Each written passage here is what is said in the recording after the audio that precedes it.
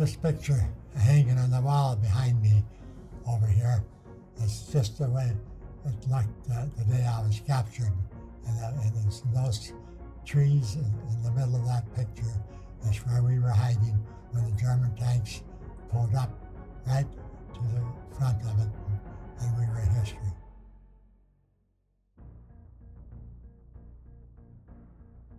Warning, the frontline testimony you're about to hear is, at times, extremely graphic.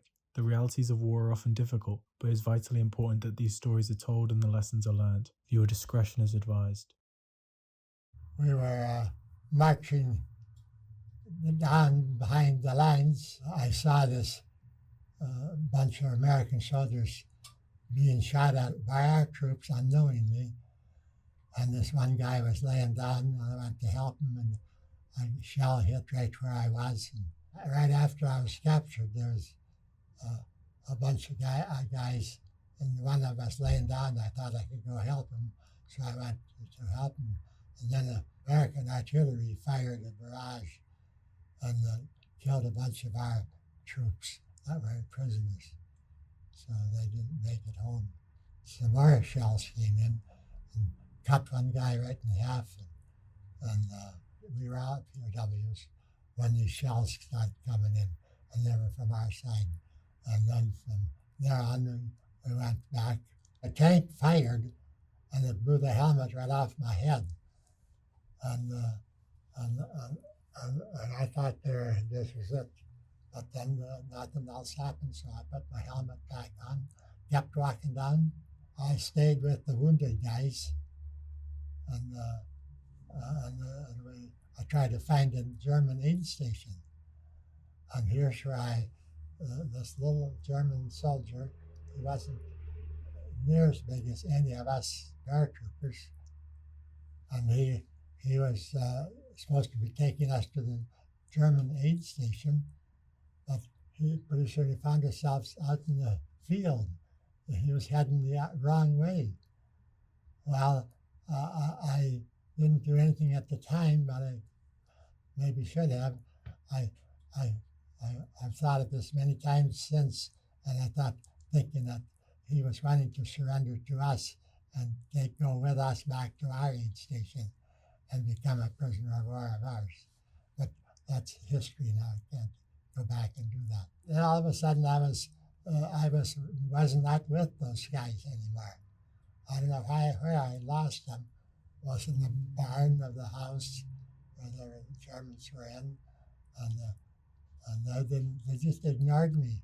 I was in there right there with them, and I finally found a piece of straw and hay and manure and lay down in it to get some sleep.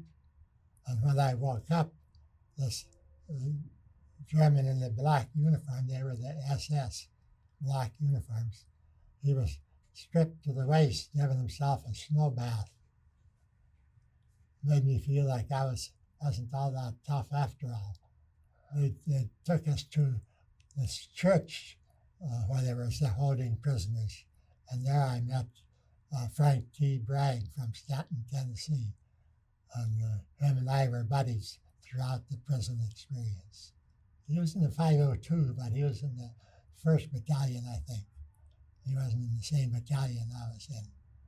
But that didn't matter anymore. Now we were prisoners. We became friends, and were friends throughout the whole ordeal. After the war, we were getting together with his family. His son and my son got together before I got to know his son.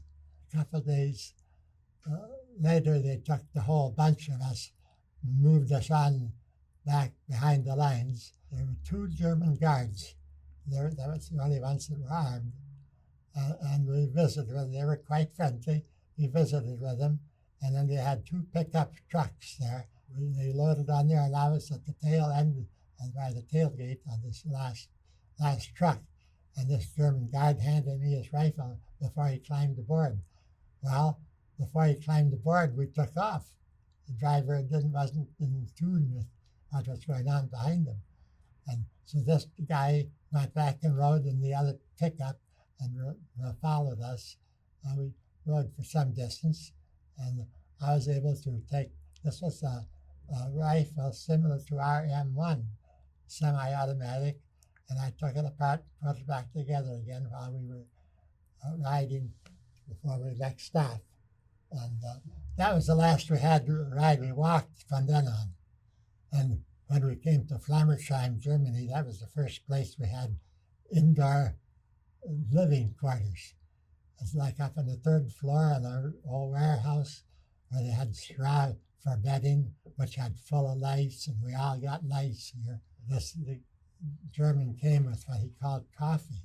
Well, it was just hot water with some stain in it. And I had to drink some, and by the middle of the night, I had to go so bad I couldn't hold it, and I should have. But anyway, I had to crawl between the prisoners. There was walkways, but I'd bump them and they'd bitch me out for messing, hitting them. And then finally I got past the prisoners, and there was another room where this tub was for facilities.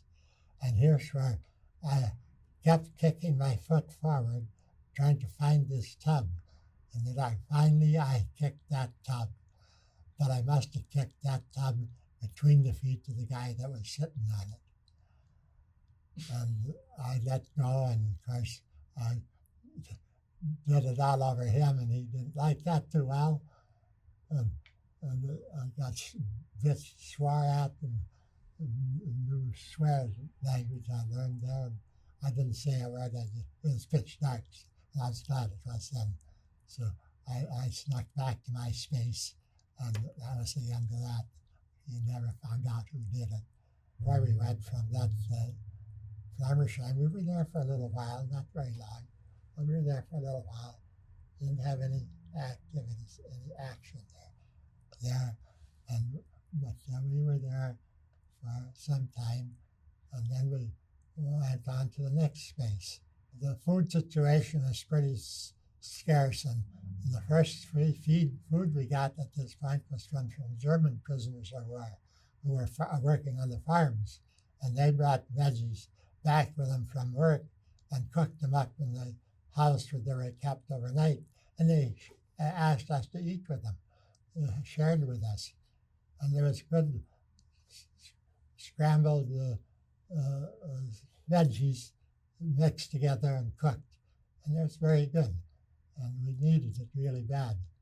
And that was the first food we had for quite some time, and from the Russian soldiers. They were kind of interested in us being Americans, and we didn't amount to anything.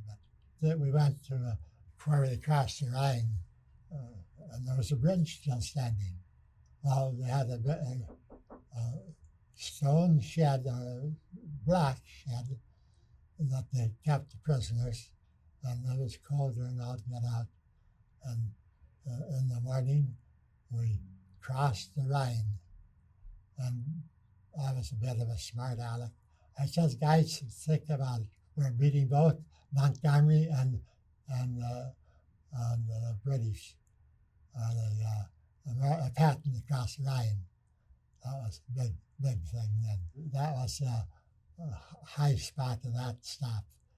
And when we crossed the Rhine, we got into a rail yard. It was right across the border. And here was, they put us in boxcars. It was bad weather. Our planes were not, fortunately, because boxcars were good strafing targets. We were in this boxcar. We never got straight, but this one kid that had joined us there, he showed me a hole in his leg where a bullet went through, where he was in the boxcar and was strafed by our airplanes. And he shot a bullet through right his leg, didn't break the bone, fortunately, so he was able to walk on it. The boxcars were made for 40 men or 8 horses. They squashed about 90 of us into one of those boxcars. And then we rode on that boxcar until we got to a big rail yard, which was right out right outside Stalag 12A, and this is where we were headed from Flemmersheim. Stalag, we were in 12A. Wasn't much of a, it reminded me of the rail yards at the state fairgrounds. Sheds like that, and then they made soldiers holding them while they were there. The food wasn't very good, and we didn't. Quarters were terrible. Slept in water-covered cobblestone. Had to sleep and put a little straw over that and try to get some sleep. And finally, they had a meningitis that was contagious, but they wanted us to move to Stalag 9B, which was 5 days away by walking. They took 20 men at a time. There'd be 2 columns, 10 in each column. And we had to walk for 5 days. And they gave us rations for those 5 days. At the beginning, we got some British rations, Frank Bragg and I, and we had to make that last for 5 days. There was some action going on in this trip, too. Didn't bother our food. We kept all our food. We were at Bonn getting ready to go to cross the river. This other party joined us, and there were 2 guys who'd be carrying one guy. There was a work camp they came from. They were just like we were. They were carrying one guy, 2 guys. They were with us when we crossed the Rhine and got on those boats and got on those boxcars heading for 12A. And could you please tell us about the conditions at 12A? Stalag 12A, what was it like? It was slimy cobblestone for the floor, and the rooms were like, they reminded me of the rooms at the state fairgrounds, something put together like that. Meningitis came up, and that changed everything in 12A. But when I was at 12A, there was a good-sized rail yard, and the P-38 would come in and bomb that rail yard with one bomb, drop one bomb. The Germans would get off about 3 shots at him, and he was out. You couldn't hear him anymore. So he got in and out of there so fast that surprised us. How often did that happen? That happened not every day, but almost every day. While we were at 12A, we weren't at 12A all that long. And can you tell us about the security of the camp? You know, it was lousy. How secure was it? Was it easy to make any escape attempts? Or? Oh, I don't think so. I didn't hear of any.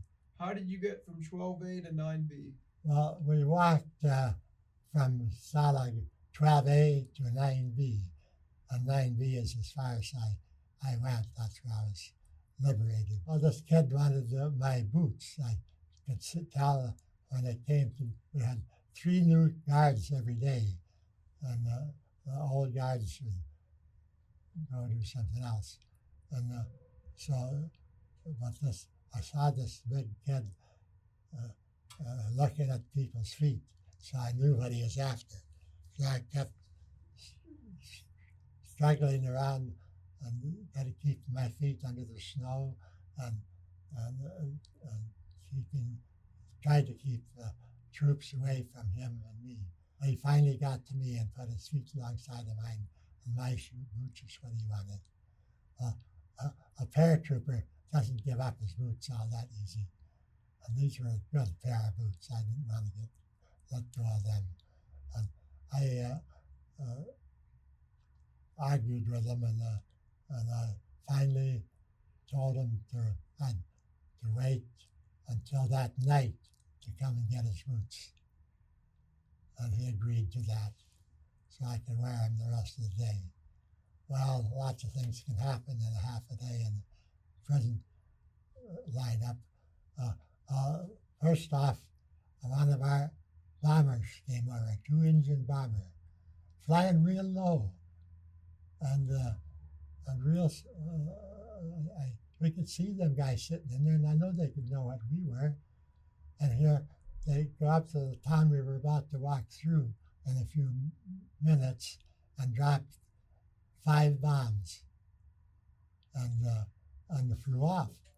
Well, that kind of pricked the ears of the people in this little town, and it was just a farm town, had a stone wall around it, but it was just a family town, and we thought that was really worrisome when they dropped those bombs, and we had to walk through that town. And we got up to the town, and one guy stepped on the leg and said there's blood still coming out of it. And anyway, we got out of there after this German, he could, close enough he could yell at us, "Look, you Yankee son of a bitch, I'll kill you if I get my hands on you." Oh, nobody said a word, thank God. And we finally got through there and went on. Nobody really bothered us in that town that was just bombed. We didn't know it at the time, but we were at the town we were supposed to spend the night on, and a bunch of guys caught up with us, about 6 of them, and bigger kids than the ones that were guarding us. And they chased these guards that we had away, including the guy that wanted my boots. So I managed to hang on to them. And there's no doubt in my mind that they were trying to stir up a problem so they could kill somebody. And they were yelling and kicking and screaming. And I closed my eyes and I prayed God to help us. I opened my eyes, and the ringleader of that bunch was getting number 12, his rear end. The guy that was in charge of us for the night came out and took charge, and he must have had some clout because he run those guys off. They had already run the guy off that wanted my boots, but didn't hear no more about the boots. And so then we went into a barn we had there for the night, and he kept those guys away. One of our bombers dropped a bomb in the little village that we were about to go through. It wasn't a very big town. We made it that day. And then I think the next town was Bad Orb. That was where 9B was. What did you guys do for food and water on this journey? I got pretty thirsty, and this was towards the tail end of the trip, and I drank out of one of the water tanks, and the German soldiers said I'd get the Scheißen, get loose bowels. Well, I didn't. I drank water, but that was when we were almost to 9B. I was going up climbing a long road and up a slope to where 9B cut off, and when a blacktop road ran into 9B. So once you get to 9B, what was that like, sir? Well, they put us in barracks. Actually, they were pretty decent barracks. Wood floor, fairly tight, and it wasn't too crowded. There was 2 sections. In the middle was the facilities. That's where the pot was, and maybe 500 men, and the one pot. You can imagine what that bathroom looked like. And they had the guards stations about 100 yards all around the camp, and they had on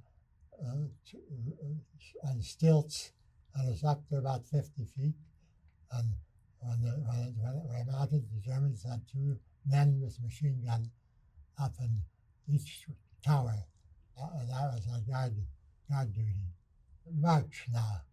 Things were getting warmer. Our planes were flying over there. Seems like a P-47 was hanging over our camp all the time, watching to see what was going on. But they didn't even shoot at them anymore, because they shot back. Quiet in Stalag 9B. And our airplanes were on watch. So they knew we were there, knew where we were. They didn't set a date, but they were watching that real close. and they knew our troops. We could hear the war coming towards us. When we first got to 9V, the commandant there had a 82nd Airborne parachute sergeant as an interpreter, and they told us if you so much as touch a wire on this fence, you will be shot. Well, we didn't go close to those wires. But anyway, a nice story way down the line after I got out and I was heading for Fort Benning. I see this 82nd Airborne sergeant in the lobby of one of the hotels that we were in. Well, I just thought I'd ask him what happened to who got that Luger that guard, the German guard was wearing.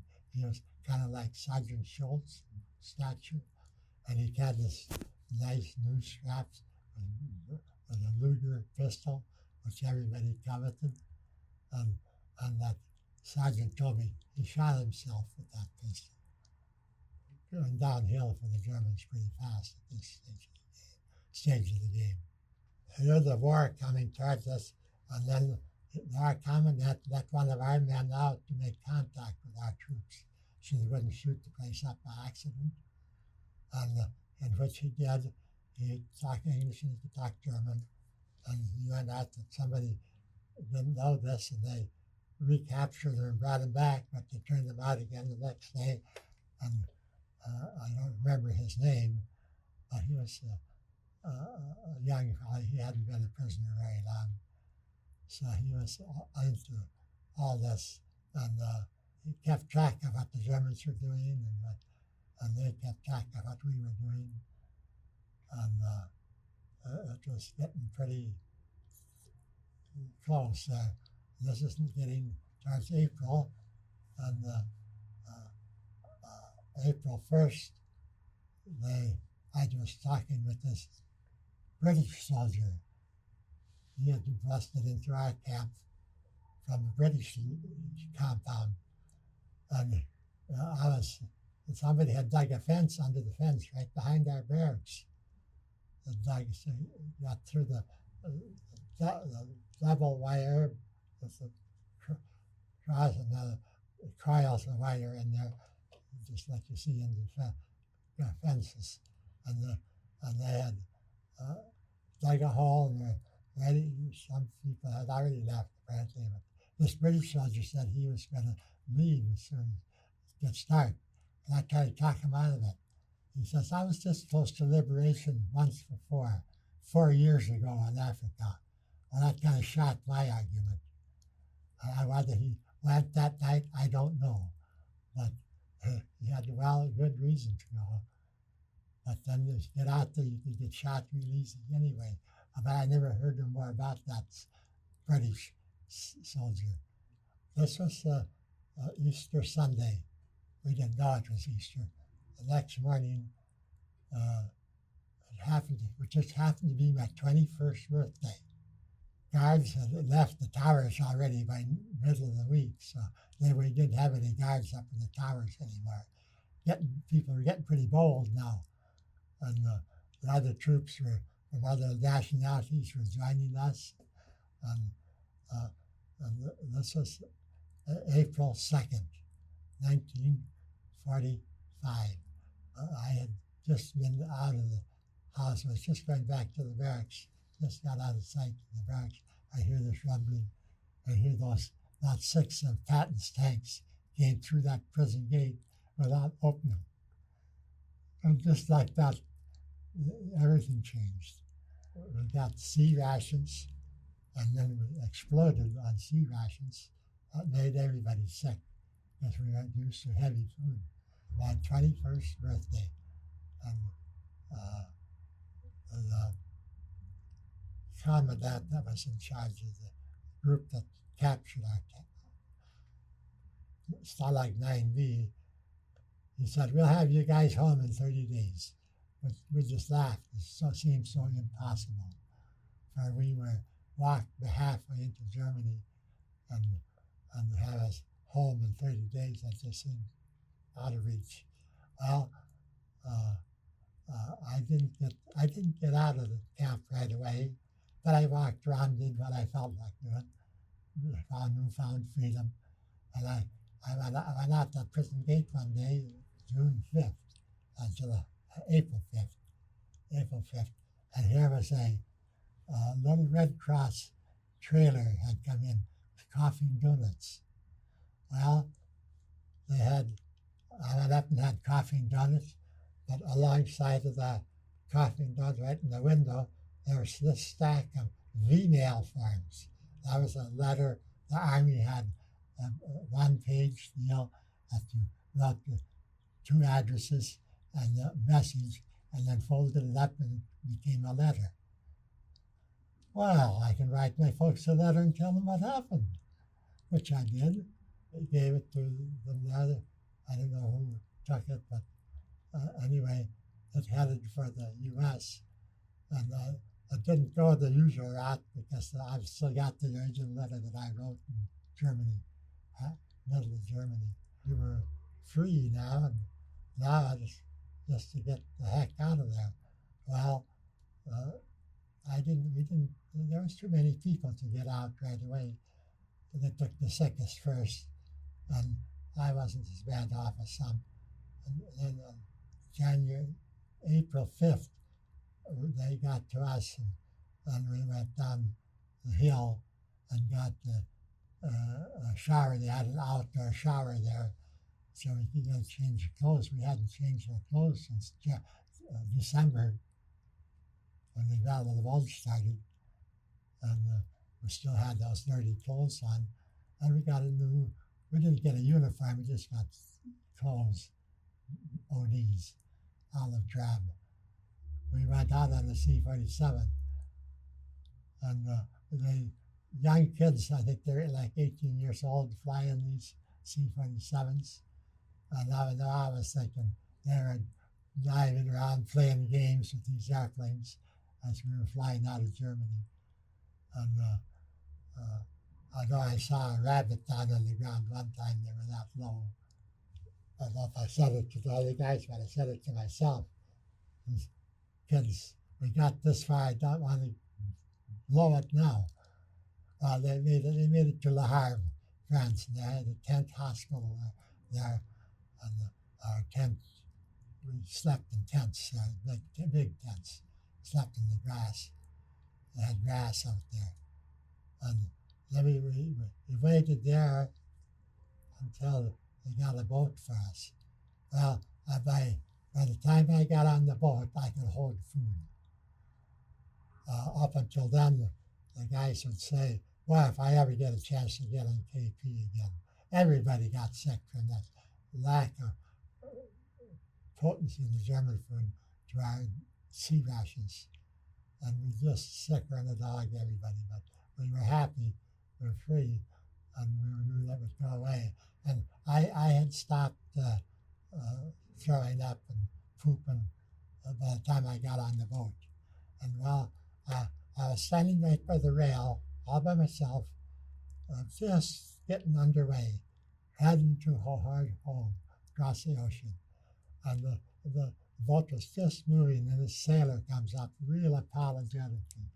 Says, I know you guys haven't been feeling good, but we got to have some help in the galley. I told him, you just keep it quiet, I'll get you a crew.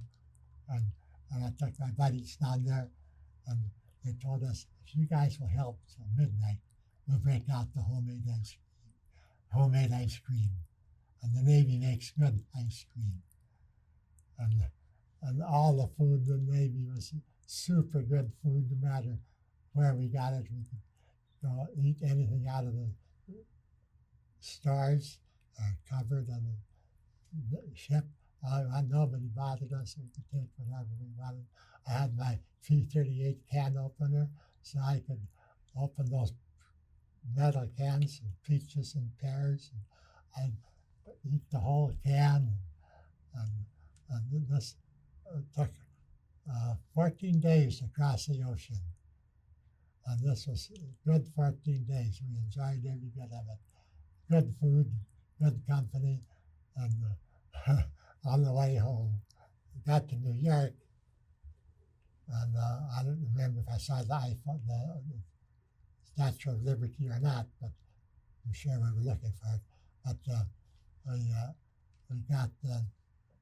we just got off the ship, and there was a man with a gallon of milk, which we hadn't had for a long time. Took 2 cups of that.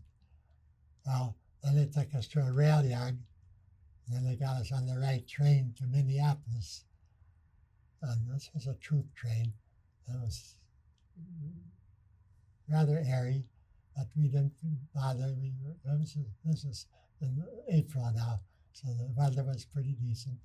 And we rolled along till we got to Minneapolis, and then we went to Fort Snelling.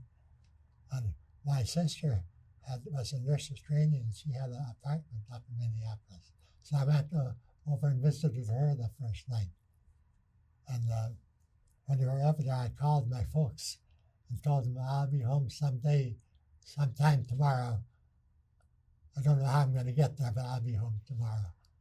And I decided to hitchhike. It just didn't seem very far when we got to Minneapolis. We'd been so far away for such a short time.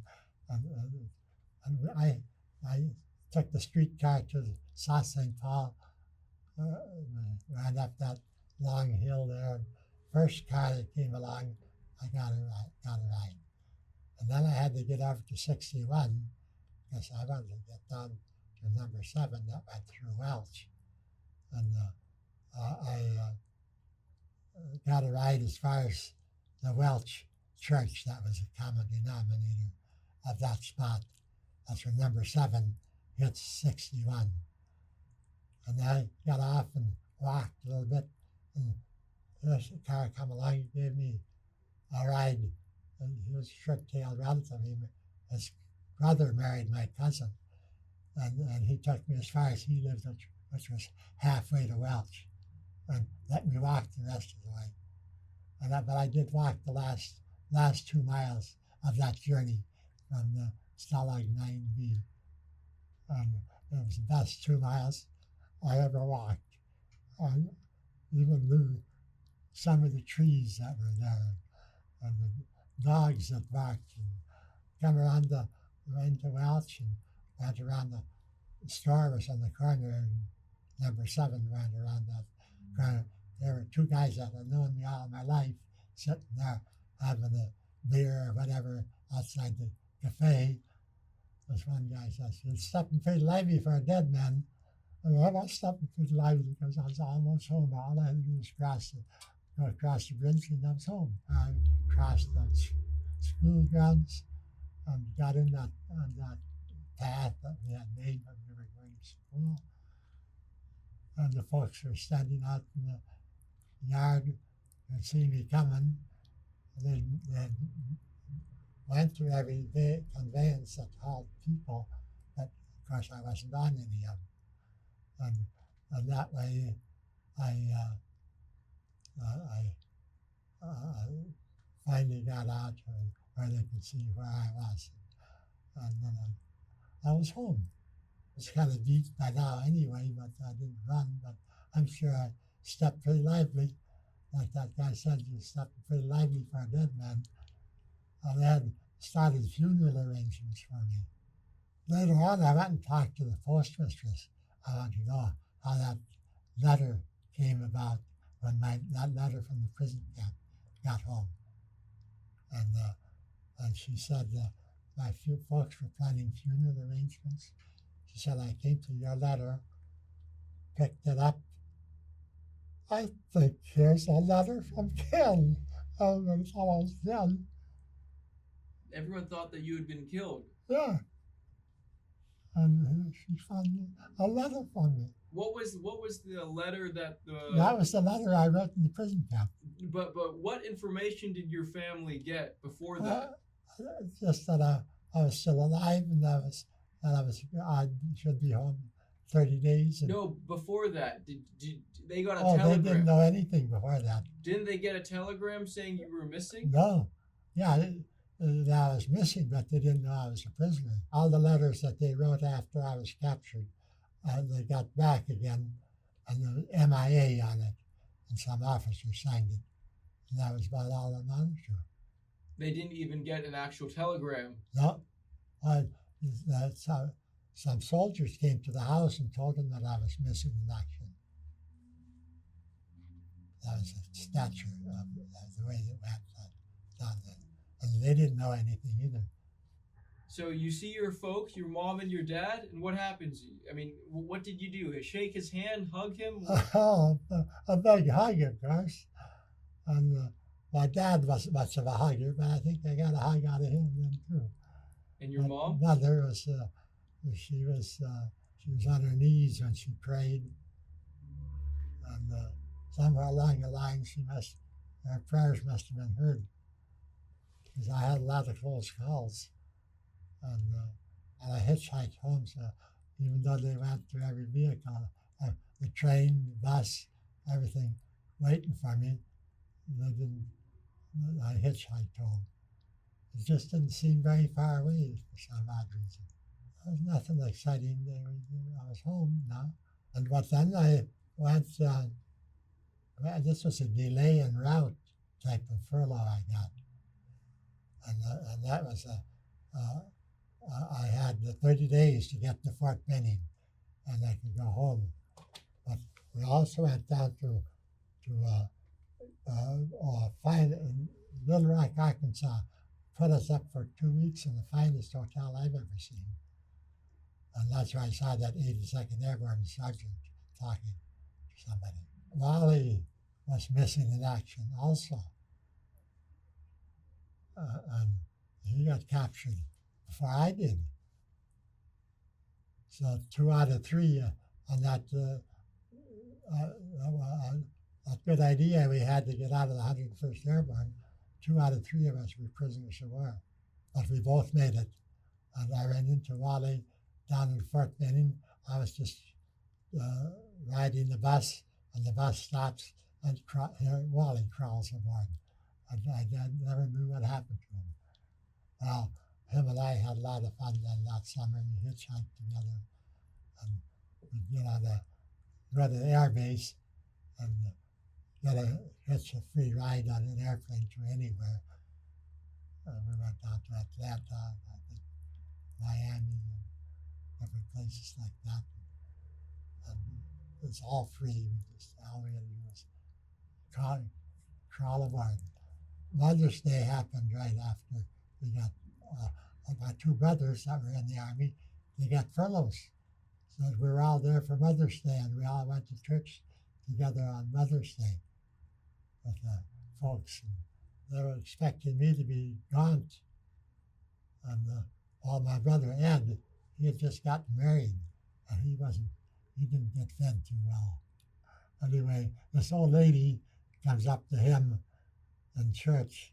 I was standing there too, and she says to him, "You sure can't," she mistook him for me, "you sure can't tell you haven't been fed very well." A new wife standing alongside, sure can tell you haven't been fed well. And she was talking to him, thinking she was talking to me. When you were a prisoner of war, were there any escape? No, I don't think so. I don't know of any. And when you were a prisoner, can you tell us about your experiences with lice? Oh, lice, yeah, that we got in the Flummersheim, in the straw there. And that you can't get rid of them. And there were if it was warm weather, then they were crawling. If it was too cold to sleep, then they weren't moving either. And that was a real, and I guess other armies, they all have lice all the time. It's common. But I wasn't used to having lice. And could you please tell me, when you were a prisoner, did you see any of the German guards abuse any of the other men? No, not really. This was getting towards the tail end of the war, and they were starting to behave like an army soldier should behave. I had a knack for getting along with people. Sure. So I think that helped getting along with the guards. Did you guys trade anything with your German guards? So they maybe gave my cartridge from the 3006. I don't remember. That's a long time ago. And I was behaving myself at that stage of the game. Can you please tell us more about the actual liberation? You know, when you were in 9B, what happened? Did a bunch of American tanks break through the wall, or how did? Through the door, through the gate. When I was liberated, I was I'd just gone down, just to the barracks from I'd been outside walking around, and we were expecting them to come that day. The tanks came up that hill, and then they turned that corner at the top of the hill, come into the prison camp, and drove right through that prison gate without opening it. That was, and from then on, everything was gravy. Everything was peaches and cream. When we got on that boat, I talked to the sailor, and he said, I know you guys aren't feeling good, but we got to have some help in the galley. Well, I figured I could get a crew for the galley help, and I did, and I took them down there. We had a meeting with them. If you'll help till midnight, we'll break out the homemade ice cream. No matter how much they brought out, we stayed till we finished it. What do you remember about the destruction in Germany? The destruction to that was. We saw a lot of that. We saw a lot of the destruction that our people when we flew out of Germany, especially. Some towns were completely destroyed. Not a thing left. Those bombs sure can do a number out of town. 100 plane raids on German. Boy, that was tough on them. Why they lasted as long as they did, as Hitler. When you were a prisoner, what was the type of food that you were given, sir? It's just the same as the army food that they got fed the army. Beans and if there's any meat, it's hard to find. No, it wasn't very good. It wasn't very nutritious. When you came home, did you have any difficulties readjusting to civilian life? Nightmares or loud noise? No, nothing. I never had any problem that way. Why is that? I don't know why. The nature of the beast. So some people, I know I talked to a lot of people who had all kinds of problems after they got home, even though they were in a prison. When I was a prisoner, we had a few guys that passed away because of the conditions. And they weren't shot or anything, but they were just done away with poor food. They got sick and died. They'd bury them wherever we were at the time. They wouldn't make no big deal out of it. I didn't see too many of our people killed. What life advice do you want to give to future generations? Your daughter was telling me that you have an attitude where every day is a new adventure, and you're not bitter about your time as a prisoner. You want to make the most of every day. Oh, we survived ordeal that most people will never see, but for those that do, we hope that they'll survive like I did. Every day is a new day, and you live that day, and that's all you're going to have for that day. What kind of man do you want people to think of you as in the future, Mr. Axelson, your friends and your family? Oh, that I was guts enough to go to these through this, knowing ahead of time what it could be, and then guts enough to carry it out and live through it and hang in there. What can future generations do to make you feel like your sacrifice was worth it, Mr. Axelson? When you look at the state of the country today, what can future generations do to make you feel like it was worth it? Well, if they didn't injure other countries that are dependent on us for life or whatever, if they wouldn't piss people off.